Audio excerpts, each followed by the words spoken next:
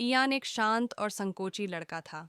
उसने अपनी जिंदगी का ज्यादातर समय लैपटॉप के पीछे बिताया। हर सुबह ऑफिस जाने से पहले वह एक छोटी सी कॉफी शॉप से कॉफी लेता था। वही पुराना काउंटर, एस्प्रेसो मशीन की वही आवाज और ग्राहकों की सुबह की भीड़। और वही लड़की, नूर। काली पोनीटेल, आंखों में हल्का काजल और एक अजीब सी चमक। वह ज्यादा बात नहीं करती थी, बस कॉफी बनाते हुए हल्की सी मुस्कान के साथ गुड मॉर्निंग कहती थी। एक दिन जब ईयान ने अपनी कॉफी उठाई तो उसने देखा कि कप पर कुछ लिखा था। आज मौसम अच्छा है, काम के बारे में ज्यादा मत सोचो। उसे लगा कि शायद यह गलती से लिख दिया गया होगा, लेकिन अगले दिन एक नया नोट था। कभी कभी अपने लिए भी समय निकालो। ईयान हैरान और उत्सुक दोनों था। उसने सोचा कि वह जवाब देगा।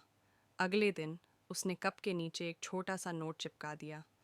धन्यवाद, आपके शब्दों ने मेरा दिन बेहतर बना दिया। फिर एक खामोश बातचीत शुरू हुई। कभी कभी नूर एक छोटी सी कविता लिखती। दिल की राहों से गुजरने वाले वो पल हमेशा याद रहते हैं। कभी ईयान कोई चुटकुला लिखता, कभी कोई सवाल, क्या तुम्हें भी अपनी कॉफ़ी मीठी लगती है या ज़िंदगी थोड़ी कड़वी है। यह खामोश बातचीत 1 महीने तक चलती रही। कॉफ़ी शॉप उनके बीच एक खामोश प्रेम पत्र बन गई थी। एक दिन ईयान ने कप उठाया और उस पर सिर्फ 2 शब्द लिखे थे, आज मिलते हैं। उसका दिल तेजी से धड़कने लगा। वह कोने वाली मेज पर गया जहां नूर बैठी थी।